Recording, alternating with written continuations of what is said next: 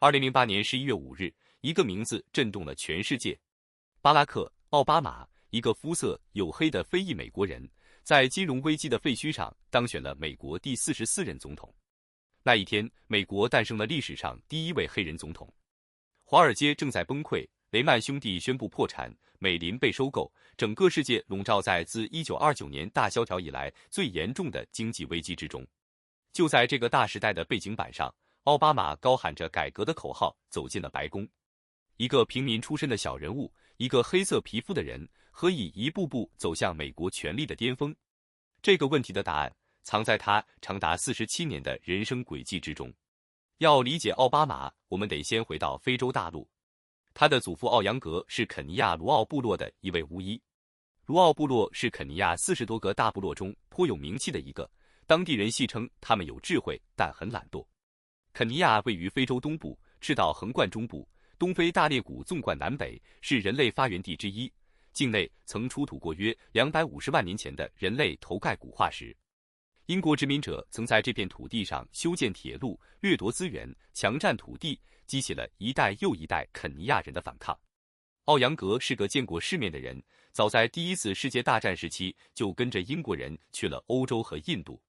当乡亲们还只穿缠腰布，遵循千年传统生活的时候，他已经穿上了西装，过上了英国式的生活。他给英国贵族当过厨师，学到了不少植物和药物的知识。回到故乡后，成了一名能治病救人的巫医。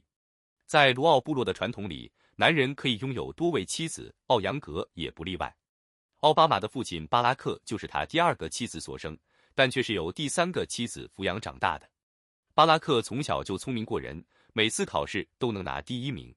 在当时的肯尼亚，受过良好教育的人并不多，能接受精英教育的人更是凤毛麟角。但巴拉克的调皮也是出了名的，顶撞老师，打架闹事，最终被肯尼亚著名的马西诺高中开除。失学后的巴拉克去了海边城市蒙巴萨做店员，但恃才傲物的性格让他不断被雇主辞退。只要他觉得老板的做法有问题，就敢直言不讳地顶上2句，最后落个被开除的下场。命运的转机出现在20世纪50、60年代，肯尼亚民族解放运动风起云涌。巴拉克看到昔日的同学纷纷进入高等学府深造，心中泛起波澜。他通过函授课程获得了高中同等学历，然后给美国的大学写信申请奖学金。经过漫长的等待，夏威夷大学向他伸出了橄榄枝，学费全免。1959年秋天，23岁的巴拉克成为了夏威夷大学历史上第一位非洲黑人学生。在夏威夷大学，巴拉克认识了一个18岁的白人女孩斯坦利·安·邓哈姆。这个美丽、善良、热情的姑娘被巴拉克英俊的相貌和渊博的知识所吸引，毅然与他相爱。当时巴拉克是第一批非洲留学生之一，加上个性颇有吸引力，师生们对他十分好奇，不时有人请他演讲，当地报纸也经常采访他。在那个种族隔离还合法的年代，他们的结合需要巨大的勇气。1961年8月4日，小奥巴马出生了。但这段婚姻并没有维持太久，巴拉克转赴哈佛攻读经济学博士。1964年，两人离婚。巴拉克回到肯尼亚后，因为发表了一篇批评政府经济政策的文章，政治前途尽毁。他被边缘化，酗酒成了最大的嗜好，贫穷则成了相伴他的噩梦。他后来2次车祸失去双腿，46岁时死于第3次车祸。一个哈佛博士就这样在困顿中走完了后半生。与父亲的悲剧命运形成鲜明对比的是奥巴马的母亲邓哈姆。美国时代周刊评价说，她18岁就放弃学业怀孕生子，后来却读到了人类学的博士学位。她是美国的白人女子，把家安在印度尼西亚，却生活得悠闲惬意。她是一个与生俱来的慈母，却把大量的精力投入到工作中去。邓哈姆出生在美国堪萨斯州一个家具推销员的家庭，18岁之前搬过5次家，在美国4个州生活过。他继承了父亲追求更好目标、热爱生活、勇于开拓创新的性格。高中时就选修哲学高级班课程，经常参加咖啡馆的哲学讨论会。他做了当时大多数美国女性都不会做的事情，嫁给一位非洲黑人，迅速有了孩子。大学没毕业就辍学，结婚3年就离婚。离婚时他只有21岁，但他没有沉沦。他重返校园，靠领食品救济劝渡日，前后共6年，终于获得了学士学位。奥巴马2岁时，邓哈姆嫁给了印尼留学生罗罗·苏托洛，带着小奥巴马去了印度尼西亚。在那里，邓哈姆每天凌晨4点就走进儿子的房间，让他在上学前学习英语函授课程。当小奥巴马埋怨这么早起床时，邓哈姆说：“小家伙，这对我也不是容易的事。”他竭力在儿子的人生中补上黑人那一刻。下班回来，带回美国民权运动的书籍、黑人歌手的磁带、马丁·路德·金的讲稿。继父苏托洛是个温和体贴的男人，他给了奥巴马无私的父爱，经常陪他玩游戏、玩摔跤。他还教奥巴马拳击，告诉他弱肉强食的道理，为人低调一点，就不太容易被对手找到攻击的目标。这段在印尼的4年童年生活，培养了奥巴马极强的适应力和跨文化交际能力。他半年就学会了印尼语，到后来竞选总统时仍能熟练使用。在雅加达的老师问他长大后想做什么时，别的孩子说想当医生、工程师，只有小奥巴马说自己要当总统。邓哈姆是一个理想主义的严母，对孩子期望很高，从小教导奥巴马做人要诚恳、坦率、有主见。他的职业生涯最大的成就是参与协助印尼当局制定财政计划，给穷人提供小额贷款。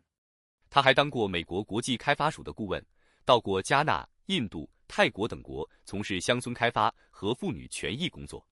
但邓哈姆与苏托洛的婚姻最终也走到了尽头。1970年，两人离婚。邓哈姆一生秉持的信念是，绝不要被恐惧吓倒，也不要局限于狭隘的身份界定，要竭尽全力在意想不到的地方寻找到亲情和美。1995年，53岁的邓哈姆因卵巢癌去世。奥巴马后来回忆说，他是我所知道的最仁慈、拥有最高尚灵魂的人，我身上最好的东西都要归功于他。10岁那年，奥巴马被送回夏威夷外祖父母家，进入了美国最优秀的私立学校之一——普纳河学校。全校1200名学生中，包括奥巴马在内，只有3个黑人。外祖母马德琳深具美国中西部人谨慎与苦干的本性，她每天清晨5点起床，坐公共汽车上班，坚持了20年，从银行秘书一路做到夏威夷银行首位女性副总裁。他鼓励奥巴马考进普纳河学校，用自己的辛苦工作支付昂贵的学费。外祖父老邓哈姆是2战老兵，家具推销员，性格豪放粗犷，教给奥巴马打牌和一切皆有可能的生活态度。在奥巴马面前，外祖母从不诋毁他的生父，反而讲述父亲的闪光点，保护他的自尊心。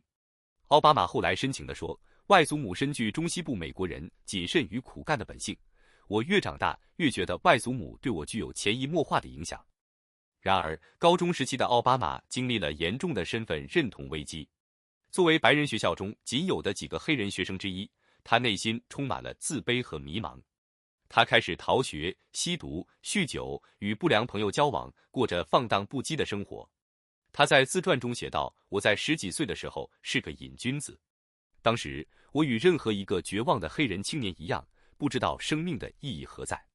烟酒、大麻，我希望这些东西能够驱散困扰我的那些问题。”外祖母对黑人的恐惧言论深深刺伤了他。黑人老友富兰克的开导让他开始思考种族问题。母亲邓哈姆严厉训斥他的不争气，告诉他：“你不能只是坐在那儿等机会，你得去努力争取机会，制造机会，而不可以让机会来找你。”高中毕业后，奥巴马不想上大学，想留在夏威夷先找份工作。母亲的一番话几乎改变了他的命运。外祖父只有初中毕业，基本上没有什么文化。外祖父能有今天，在很大程度上是外祖母努力的结果。你现在所受的教育比外祖父当年已经好了不知多少，你应该珍惜所得到的机会，好自为之。在母亲的推动下，他进入了加州西方学院，在那里，黑人同学增多，让他不再孤独。一场关于南非种族隔离的抗议话剧让他发现了演讲的魅力，他第一次体会到语言的巨大威力。1980年圣诞节，他回家宣布以后再也不要叫他巴瑞了，要改回非洲名字巴拉克。这不仅是对父亲血统的认同，更是对成年身份的宣告。随后，奥巴马转入哥伦比亚大学攻读政治学与国际关系。在纽约的2年，他过着僧侣般的生活，戒毒，早出晚归，泡图书馆，坚持每天跑步3英里。他几乎不参加社团活动，大部分时间都在通过读书沉淀自己的思想，磨练自己的意志。有位教授回忆说，讨论班的8位学生中，至少有4位表现非常杰出，奥巴马就是其中之一。他从过去成绩平平的一般生转变成了优等生。毕业后，他放弃了商务公司的优厚工作，选择到芝加哥最贫困的黑人社区担任社区组织者，年薪仅1.3万美元。3年时间里，他组织清理垃圾、改善道路照明、协调劳资关系，为失业工人举办职业培训。他后来把这段时间称为寻根式的精神觉醒。在一次危机中，同事们集体辞职，奥巴马发表了一次小型演讲。你们说很累，其实这儿的大多数人都很累。我们来这儿并不是需要一份薪水，而是因为想改进这儿的社区服务。如果你们认为和我一起工作后什么改进也没有，那么首先需要辞职的人是我而不是你们。大家被他的话打动了，都答应留下来。在黑人牧师赖特的影响下，他成为了基督徒。赖特牧师用无畏的希望这个词来鼓励人们在困苦中保持信念。芝加哥3年的社区生活让奥巴马意识到，要想改变命运，只有提升自身教育。他决定试试哈佛法学院，凭借优异成绩和独特的社区工作经历，他如愿以偿。进入哈佛之前，他先去了肯尼亚寻根，见到了同父异母的兄弟姐妹，看到了父亲曾经描述的大草原，狮子潜伏草丛，水牛睡卧沼泽。在哈佛法学院，1990年，他当选了《哈佛法律评论》历史上首位黑人主编，组建了多元化的编辑班子，坚持任人唯贤。毕业后，他选择芝加哥的麦纳律师事务所，兼顾了与女友米歇尔的感情和种族维权事业。从肯尼亚部落的巫医祖父到酗酒残疾的父亲，从理想主义的母亲到脚踏实地的外祖母，从迷茫的黑人少年到哈佛的法律评论主编，奥巴马的人生是一场漫长的蜕变。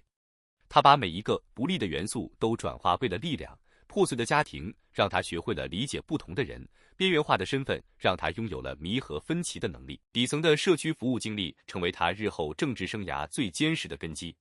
这本书告诉我们，决定一个人最终高度的不是起点的优越，而是在困境中能否找到方向，在迷茫中能否完成自我认知的重建。这本书放在今天来看，它的启示依然深刻而鲜活。在这个身份认同日益多元、社会分化日益加剧的时代，奥巴马的故事提醒我们几个重要的道理。首先，家庭的不完美并不意味着教育的失败。奥巴马在3个国家、多个家庭之间辗转，但每个家庭成员都在用自己的方式传递着积极的价值观，母亲的坚持，继父的包容，外祖母的勤奋，这些碎片最终拼成了他独特的人格底色。当代很多父母焦虑于给孩子一个完整的家，却忽视了真正影响孩子一生的，不是家庭结构是否完美，而是每个家庭成员是否在用自己的方式传递积极的价值观。其次，身份认同的迷茫是成长的必经之路。当代年轻人面临着更多元的身份选择，跨文化家庭、移民2代、职业方向，这些迷茫不是病态，而是成长的信号。关键在于你是被迷茫吞噬，还是把迷茫变成探索的动力。奥巴马的经历证明，那些最痛苦的身份挣扎，往往孕育出最深刻的自我认知和最强大的人格力量。再者，基层经历是领导力的真正熔炉。当代社会过于推崇精英路径，却忽视了一个朴素的道理：真正的领导力是在解决具体问题的过程中磨练出来的。那些愿意俯下身去做小事的人，往往比只关注大事的人走得更远。